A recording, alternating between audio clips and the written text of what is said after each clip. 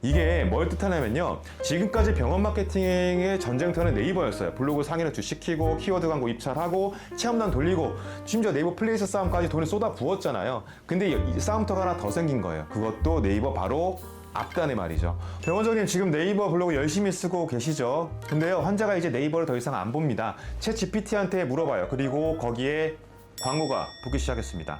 오늘 이 영상 안 보시면 진짜 3년 안에 환자 다 빼앗깁니다. 여러분, 밤 11시에 목이 뻣뻣해진 적 있으시죠? 예전엔 어떻게 했나요? 네이버를 켜고 목 디스크 초기 증상 이렇게 검색을 했습니다. 그리고 블로그를 한 3개 정도 훑어보고 나중에 이제 괜찮아 보이는 병원 전화번호를 저장을 해두고 다음날 전화를 하거나 솔직히 대부분은 그냥 까먹죠. 근데 지금은 어떤가요? 침대에 누운 채로 챗 GPT를 열어요. 혹은 음성을 키겠죠. 목 뒤가 뻣뻣한데 디스크일 수 있어? 라고 물어볼 겁니다. 그러면 AI가 바로 답을 줍니다. 가능한 원인을 알려주고 정형외과를 가라는 건지 신경외과를 가라는 것까지 정리를 해줍니다. 이미 전 세계에서 하루에 4천만 명이 건강 관련 질문을 챗 GPT에 하고 있어요. 네이버 건강 탭 방문자보다 많습니다. 그런데요, 여기에 광고가 붙기 시작했습니다.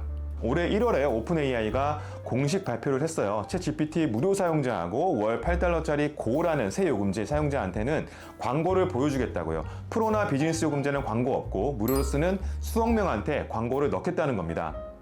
이거 못 들어보신 분들 많을 것 같은데요. 오픈 AI가 내건 원칙은 3가지입니다. 첫 번째, 광고가 답변에 영향을 주지 않는다. 두 번째, 대화 내용을 광고주에게 팔지 않겠다. 아마 세 번째는 사용자가 개인화 광고를 끌 수도 있다, 이런 내용일 거예요. 됐고, 여기서 진짜 중요한 건 따로 있습니다. 오픈 AI가 이걸 내부적으로 뭐라고 불렀는지 아세요? 의도 기반 수익화라고 얘기합니다. 구글은 키워드에 광고를 걸잖아요. 피부과 검색하면 피부과 광고가 뜨는 거.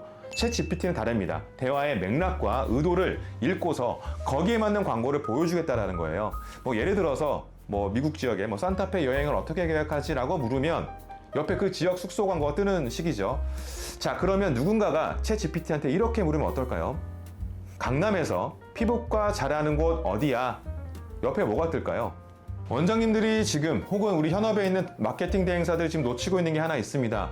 환자가 병원 오기까지의 경로, 다시 말해서 환자 여정, 고객 여정이 바뀌었다라는 겁니다. 예전 노트에는 내가 어떤 증상, 내 필요에 따라서 네이버 키워드 검색을 합니다. 네이버 검색을 하면 블로그 후기 글을 보고 전화 문의를 하거나 그리고 채팅 상담을 해서 방문하게 됩니다. 지금은 AI한테 먼저 묻습니다. 그 다음에 네이버 혹은 구글, 그 다음에 전화 상담, 챗봇 상담이 이루어집니다. 순서가 하나 더 생긴 거예요. 그리고 첫 번째 관문에 광고가 붙습니다.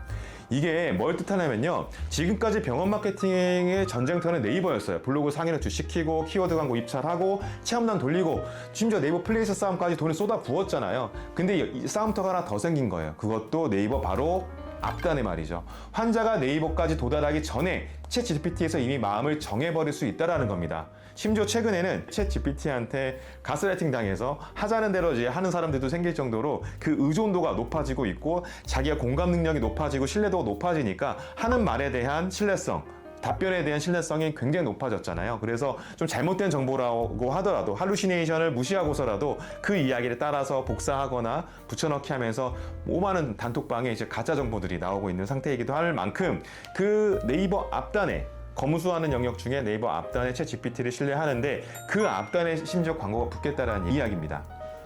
네이버라는 전쟁터 앞에 사전 전쟁터가 열린 거와 같죠.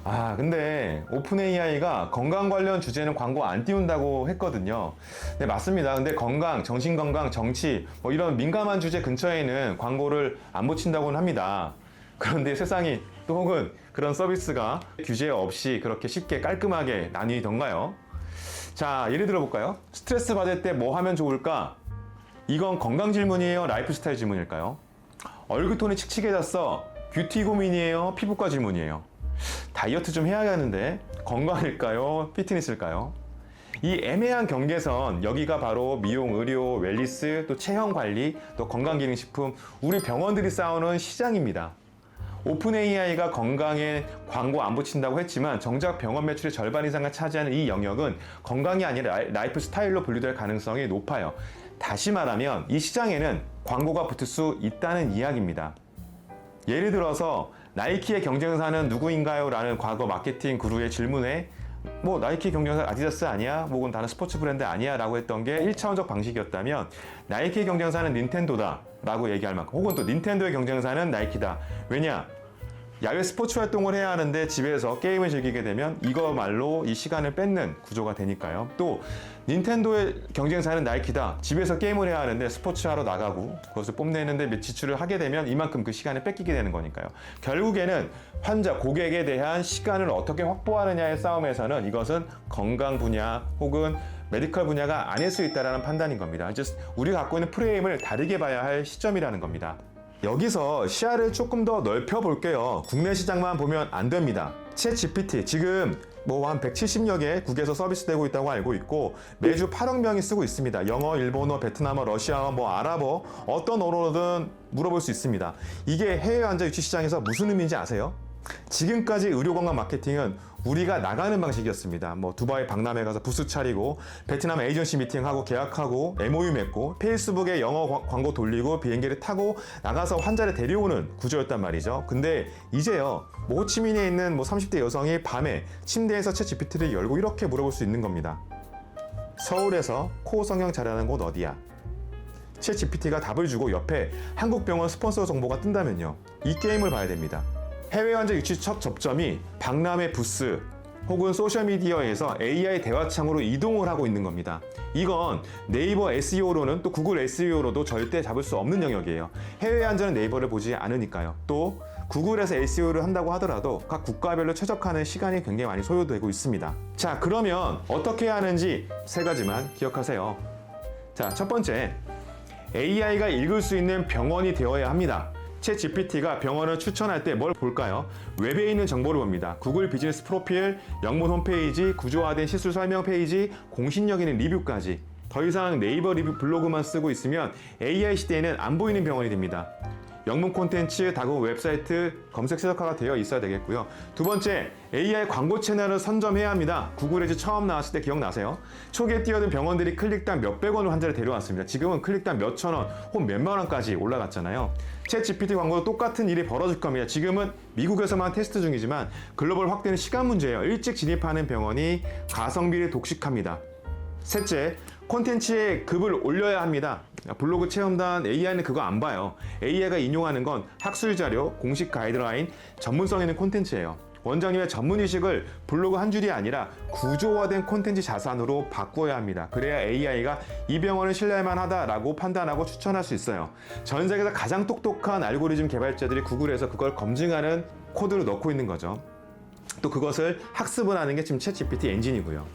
솔직히요, 챗GPT 광고는 아직 초기일 거예요. 어떤 형태로 정착될지 아무도 몰라요. 하지만 우리가 과거 2000년 초반서부터 지금 온라인 광고 시장의 디지털 마케팅의 초창기부터 훑어보면 어떻게 흘러갈지에 대한 대략 예측은 되고 있습니다. 근데 하나만큼은 확실한 것 같아요. 환자가 병원을 고를 때 무언가 지출할 의향이 있을 때 첫 번째로 대하는 상대가 이제 사람이 아니라 AI라는 거, 이 변화를 먼저 읽고 준비하는 병원이 있고요. 여전히 네이버 키워드 광고비만 올리고 있는 병원이 있습니다. 5년 뒤에 환자가 찾아오는 병원은 어딜까요? AI 시대의 병원 마케팅, 해외 환자 유치 전략, 이제 내수 시장은 거의 끝물이라고 할 정도라고 비관적인 분도 계십니다.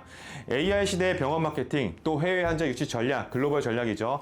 바쁜 원장님들을 대신 저희가 먼저 테스트하고 답을 드립니다. 아래 링크에서 무료 자동화 진단 신청하세요. 지금까지 AI 마케팅 에이전시 강남 펠리컨 랩이었습니다. 감사합니다.